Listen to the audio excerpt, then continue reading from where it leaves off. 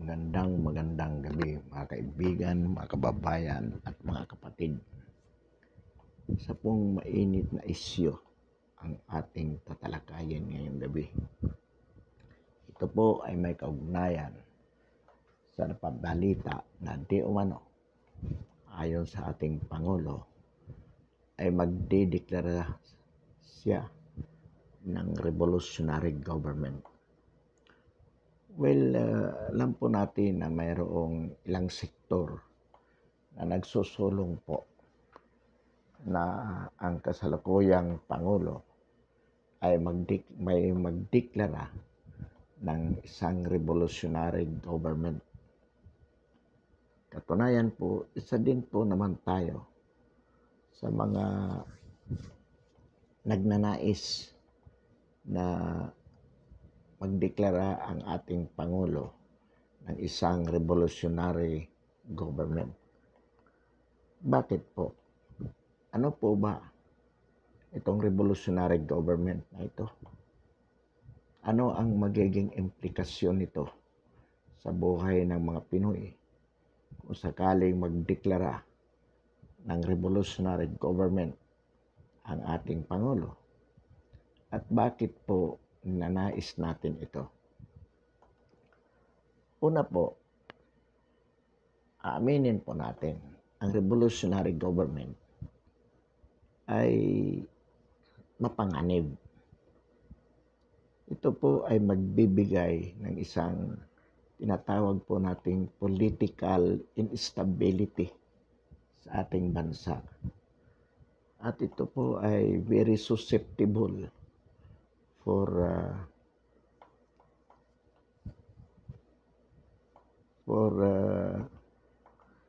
a dangerous government. Sapagkat pag sinabi po natin revolutionary government, ang ibig po sabihin niyan, this is completely a dictatorship, a military rule, kung saan ang saligang batas, ang 1987 Constitution at ang mga kakibat na batas ay mapapawalang bisa po. Katulad po ng nangyari noong 1986. After the ouster of Marcos, nagdeklara po si Cory Aquino ng isang revolutionary government kung saan pinawalang bisa ang nooy 1973 Constitution. So, ang batas po ay kung sino po yung diktador. Kung ano yung sasabihin niya, yan po ang magiging batas. Kaya delikado po kung ang isang Pangulo ay abusado, mapagsamantala, at mahilig magpapatay, ay marami po talagang mapapatay. At mawawala ng kalayaan ang sambayanan. Ito po ang negatibong aspeto ng revolutionary government. At magiging magulo po, lalo na kung ang mga military ay magiging abusado rin. Ngunit sa kabilang dako, kung ang isang Pangulo ay mabait po, tunay na nagmamahal sa kanyang bayan, at ang tanging layunin ng pagdedeklara ng revolutionary government ay upang maisulong ang makabuluhang pagbabago sa ating bansa, ito po ay, this would be the best opportunity to achieve the meaningful changes that our President wanted to achieve. Bakit po? Sapagkat as a revolutionary government, He can dictate everything. Wala pong pwedeng sumalungat sa nais niyang gawin. Hindi po katulad sa ngayon na tayo ay isang demokratikong gobyerno. Kahit maganda po ang layunin, hindi po maisasagawa sapagkat mayroon pong mga sumasalungat na ayon sa ating saligang batas, hindi mo pwedeng baliwalain sapagkat ito po ang proseso na itinatadhana ng saligang batas, dumaan sa Senado.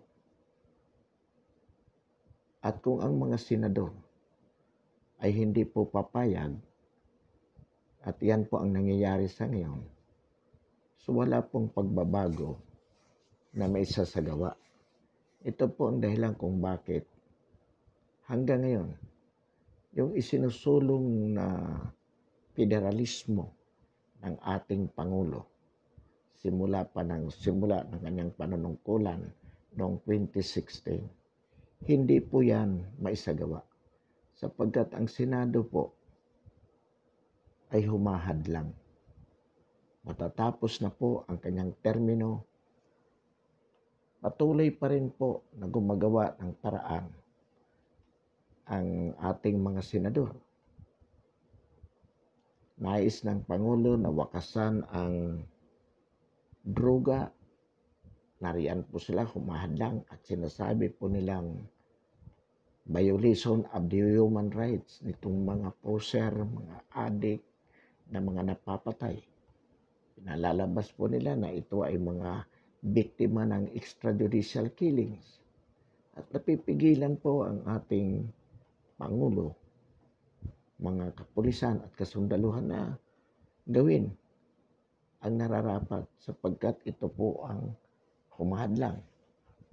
Gayon din po sa problema ng CPP, NPA, NDF.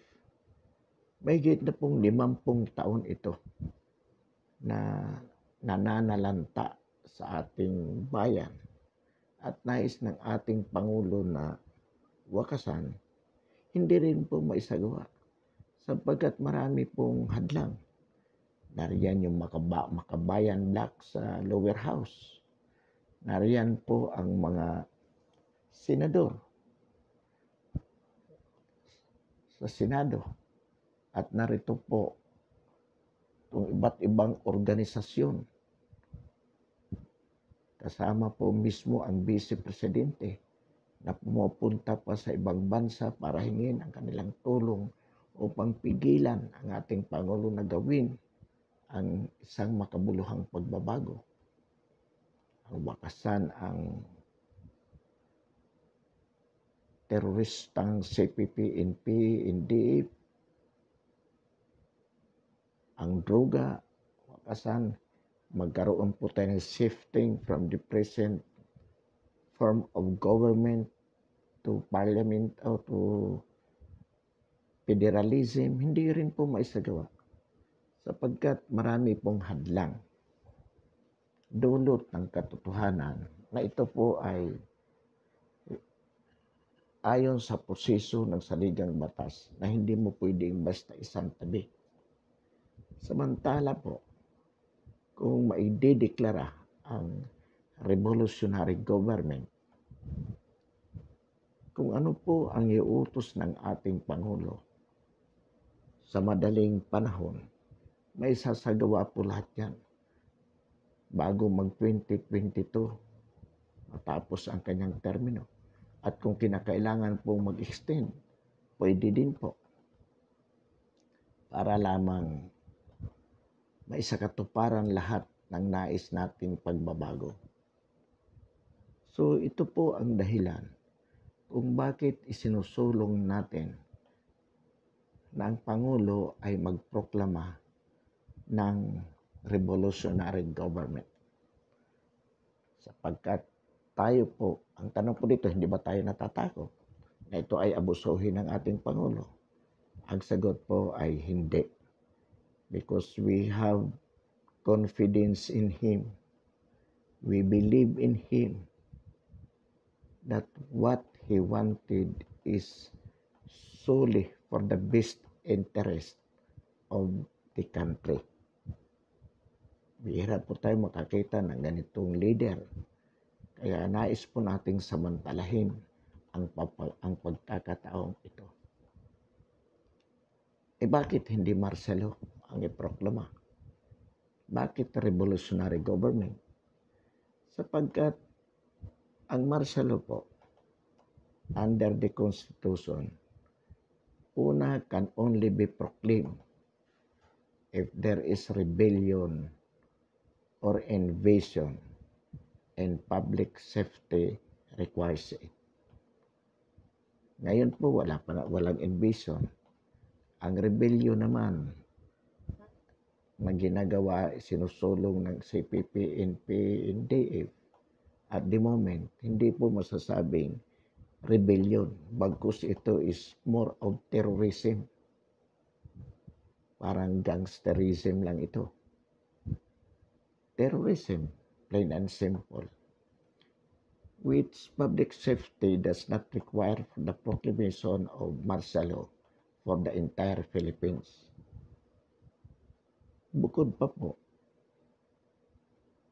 under the Constitution, Congress may revoke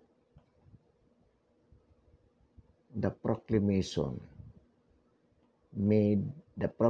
of Marcelo made by the President if to its judgment there is no reason for the President to declare it Marcelo. Congress in a joint session voting jointly may revoke the proclamation made by the President, and the President cannot set aside the revocation of Congress. Besides, assuming it is not revoked by Congress, then within 60 days or at the 60th date, automatically Marcelo expires. And only Congress could extend it. Another thing, any citizen may just go to the Supreme Court to question the legality of the proclamation of Marcelo. And the Supreme Court within 30 days has to decide the issue. So in other words, kung Marcelo ang iproproklama, mabuhay po in the sense that it is not within the full control of the President, in the sense that it can be revoked by Congress or can be declared unconstitutional by the Supreme Court in an appropriate case filed for the purpose. Whereas if it is a revolutionary government, wala pong pwedeng kumisyon sa ating Pangulo sapagkat he is the law at the moment. O pwede po ba? Pwede. Even if there is no such ground, yes, of course.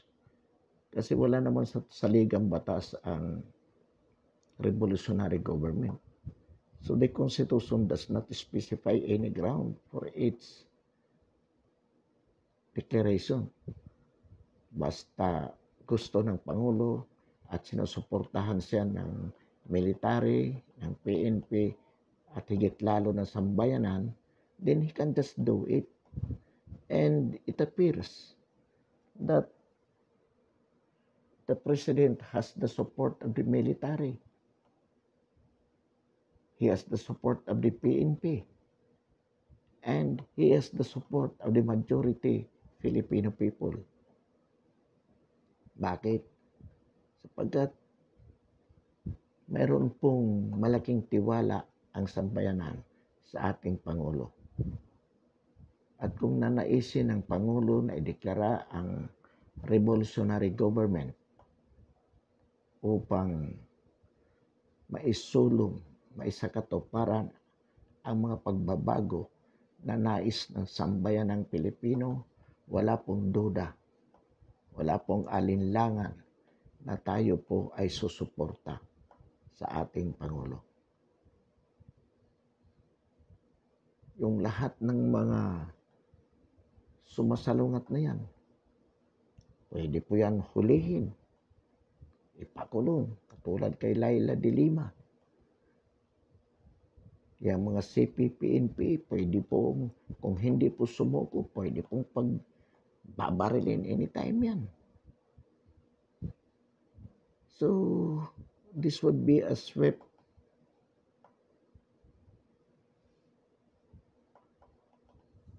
action for everything that the President wants to do for the good of the Filipino people. And we believe that he will do it for the good of the Filipino people. Ito po ang pinakamabilis na paraan ng pagbabago. Ang pinakamabilis na paraan upang makamit ang pagbabago na ninanais ng ating kasalukuyang Pangulo. Nais ng mga Pilipino na ipagpatuloy ng ating Pangulo ang mga bagay na kanyang sinimulan. Kaya nga, si Sara Duterte sa alinmang survey ay laging nangunguna as presidentiable in 2022. Bakit po? Because we believe na pwede niyang ipagpatuloy ang sinimulang pagbabago ng kanyang ama without the president at the moment proclaiming a revolutionary government.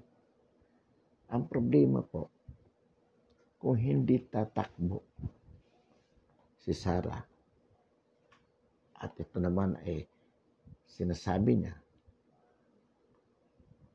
definitely ibang tao po ang magiging Pangulo. Na sinasabi nga po natin, hindi tayo makakatiyak. Of course, 100% whoever will assume the presidency by 2022, except Sara, definitely what President Duterte has started could no longer be continued. Situations would be more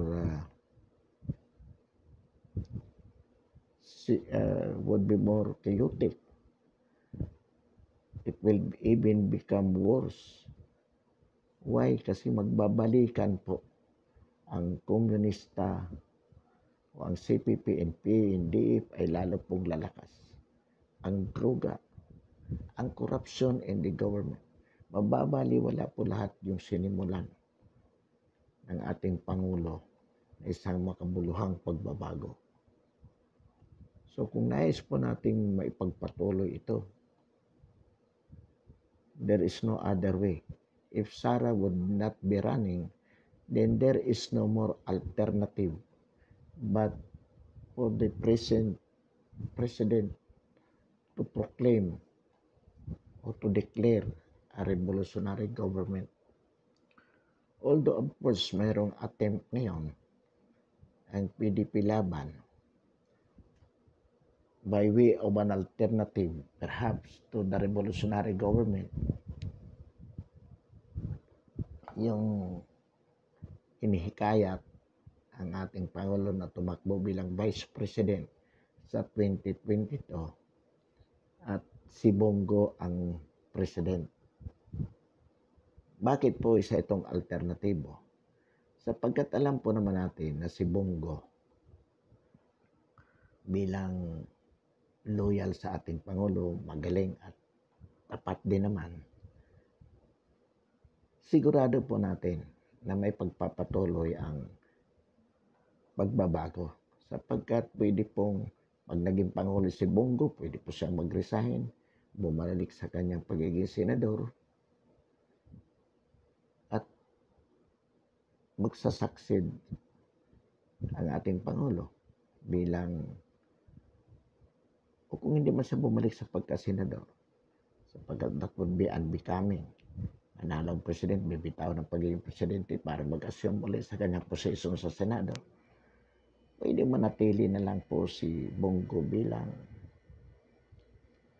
plus advisor, katulong ng ating Pangulo. O pwede siya manatili bilang presidente with the active participation of Digong Duterte in his capacity as president.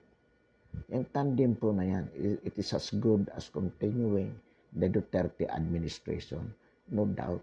At yan po marahil ang sinasabi ni Bongo, natatakbo lang ako bilang presidente kung ang aking vice president ay si Digong. Sapagkat sila pa rin ang magkasama, president and vice president. So that would be still Duterte essentially running the government with of course the assist with Bongo as president. Ito naman po kahit hindi sasalungat kay Pangulong Duterte. So this could be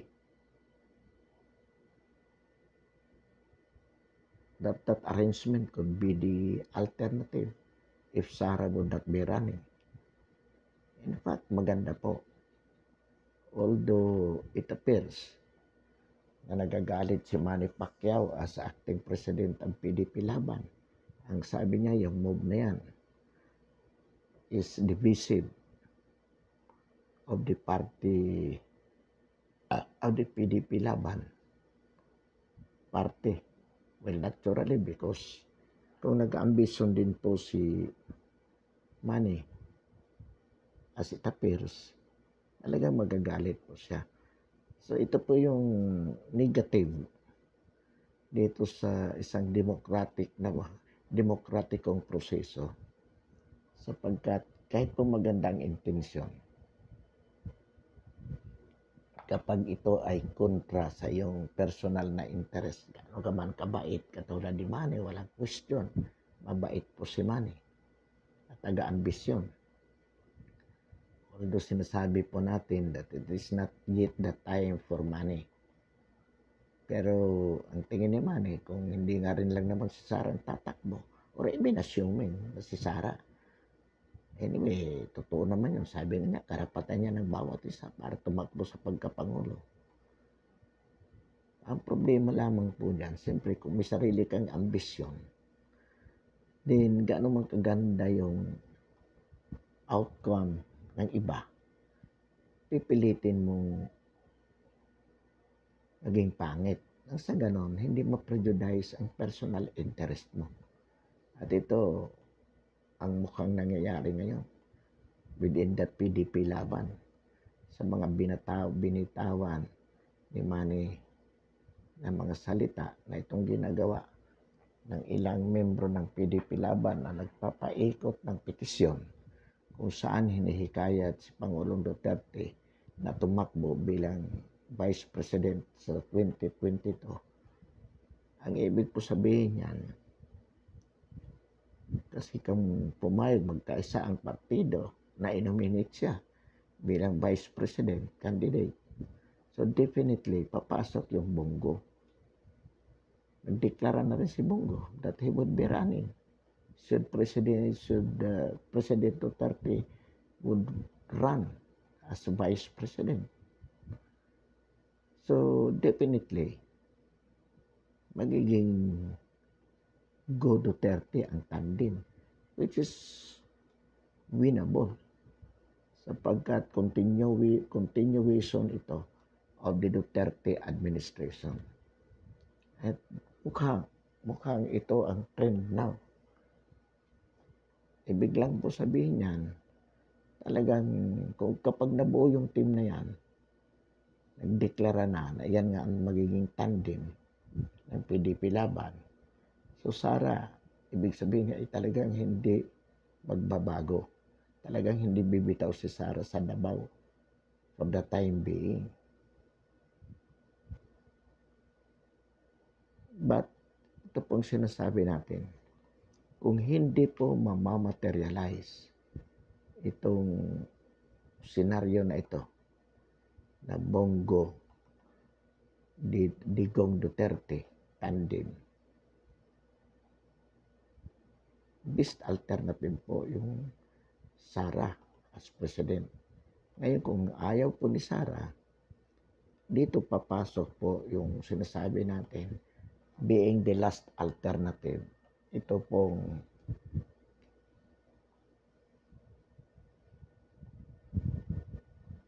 revolutionary government. Sa totoo lang po, even if it is considered being the last alternative, I would say still that this is the best among the alternatives. Bakit po the best? Sapagkat sinasabi nga natin, walang hadlang po. No one can stand obstacle to the way of the president achieving the meaningful changes that he wanted to have for the Filipino people. Risky, yes. But it is not with Digong. Ang risk dyan, assuming within the process na matay. Kasi di tayo nakakasigurado sa mga ibang tao na nakapaligid sa kanya if they would be that good as he is, as the president is. Yun lang po ang risk na nakikita natin. Because as to President Duterte personally, 100% wala po tayo nakikitang rest sapagkat alam po natin na hindi niya abusuhin ang kanyang kapangyarihan as a revolutionary president. Yun lang po ang nakikita nating risk. Pero pwede naman pong i-suggest, i-appoint na Pangulong Duterte kung sakali na kung magsaksi, kung may mangyari sa kanya, ito yung magiging successor, si Sara. Pwede din naman po yun. Sapagkat nakakasigurado din naman po tayo kay Sara na hindi po siya ma-manipulate ang kanyang mga advisors. And it should be the revolutionary government anyway should be proclaimed with clear understanding at the very beginning that it is only being done so for the purpose of achieving the meaningful changes, specifically the elimination of this communist problem, the drugs problem, the corruption problem in the government, and of course the shifting from presidential form of government to either parliamentary form or federalism. After it is achieved, then may install na immediately yung democratic government. So, in other words, it should be clearly understood in the first place that the revolutionary government should only serve as a transition government. Transitory lang po ito. This is not the end by itself. It is only the means to achieve the meaningful changes which otherwise could not be achieved under these democratic processes due to the fact na itong ating mga